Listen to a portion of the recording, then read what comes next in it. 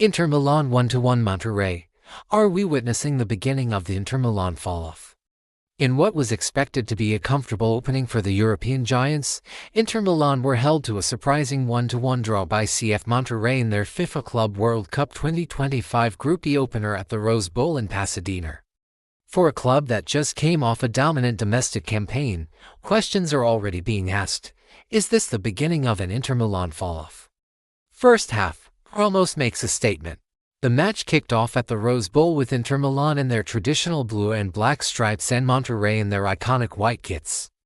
The atmosphere was electric as the two teams got acquainted with each other through some early give-and-go's.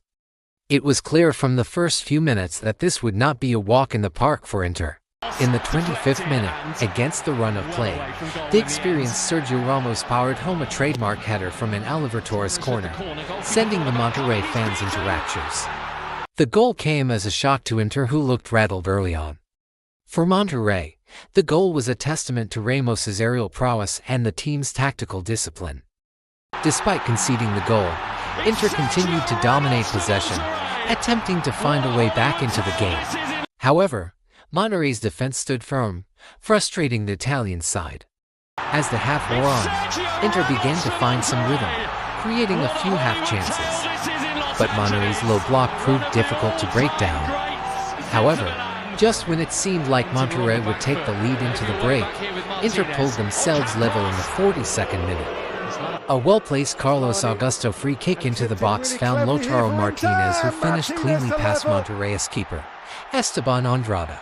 The goal was a much-needed boost for Inter, restoring parity just before halftime. Halftime score, Inter 1-1 Monterrey. As the players made their way off the field, both managers would have had words to say to their respective players.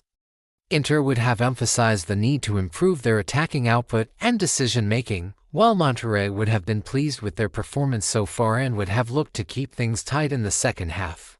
Second half, end-to-end action. The second half started with renewed intensity from Inter Milan. They pushed forward in search of a second goal, dominating possession and creating several chances. Monterrey, on the other hand, looked dangerous on the counter-attack, catching Inter off guard on several occasions. In the 68th minute, Monterrey's Jesus Candle struck the post with a powerful shot from outside the area, leaving Inter goalkeeper Ian Sommer stranded. The near miss seemed to shake Inter out of their complacency, and they responded with a flurry of attacks. As the game entered the final 10 minutes, Inter threw caution to the wind, pushing for a late winner. Substitute Zalewski had a great chance in the 84th minute, but his effort was saved by Oscar Perez. At the death, Monterrey's Nelson Diasa had a golden opportunity to snatch a last-minute victory, but his shot went just wide of the target. The final whistle blew with the score at 1-1, leaving both teams with a share of the spoils.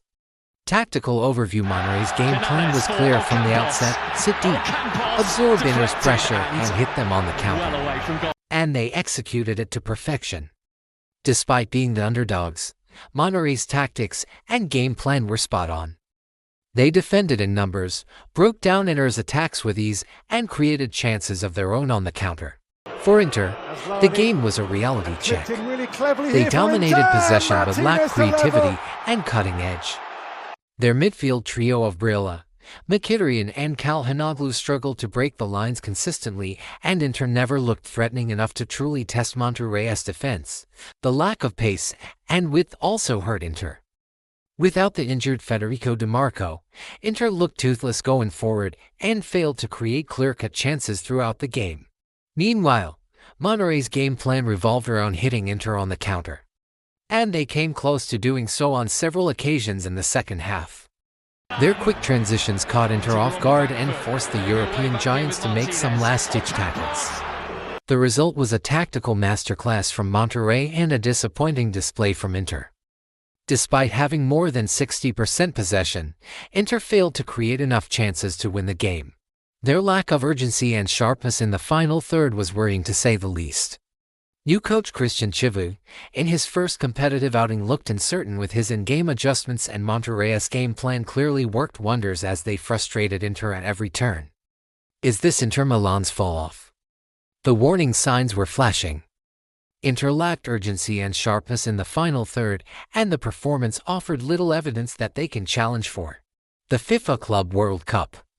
New coach Cristian Chivu got his first taste of high-level management, and it wasn't a pleasant one. Let's not forget this is a team that was chasing a treble just months ago, only to end the season with nothing. The disappointment of missing out on all trophies was quickly followed by a change in leadership, with club legend Chivu replacing Simone Inzaghi. Now starting their Club World Cup campaign with a draw against Monterrey, the cracks are becoming visible. While it's too early to make sweeping judgments, this performance will surely cause concern for Inter fans. They're no longer just competing in Syria, this is the global stage, and complacency will be punished. Man of the match Sergio Ramos. From the opening whistle to the final minute, Ramos marshaled Monterrey's defense with elite-level experience and passion. The 39-year-old commanded his area with authority, and his leadership was evident in every defensive action. His goal was just the cherry on top. Few defenders in world football have his aura, and he showed why Monterrey brought him in. Ramos's performance epitomized Monterrey's fighting spirit and determination. What's next in Group E? The draw leaves both sides with 1 point. Upcoming matches now become must-win. Inter Milan vs Urawa Red Diamonds and Monterrey vs River Plate. Group E is now wide open, and Inter must wake up quickly or risk a group stage exit.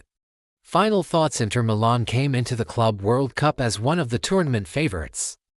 Monterrey just reminded the world that in football, names don't win matches, performance does. With a trophyless season behind them, a managerial transition, and now a shaky start to the Club World Cup, Inter's identity as a dominant force is under pressure. The Inter Milan Falloff may not just be a question, it could become the narrative of their season. What do you think? Was this just a blip or a sign of deeper issues at Inter? Drop your thoughts in the comments below. And that's a wrap on another exciting match from the FIFA Club World Cup. Don't forget to stay tuned for more updates and coverage of this incredible tournament. See you in the next one. Until then, keep watching and stay passionate about the beautiful game. Subscribe, like, comment on our YouTube channel Aphorize TV.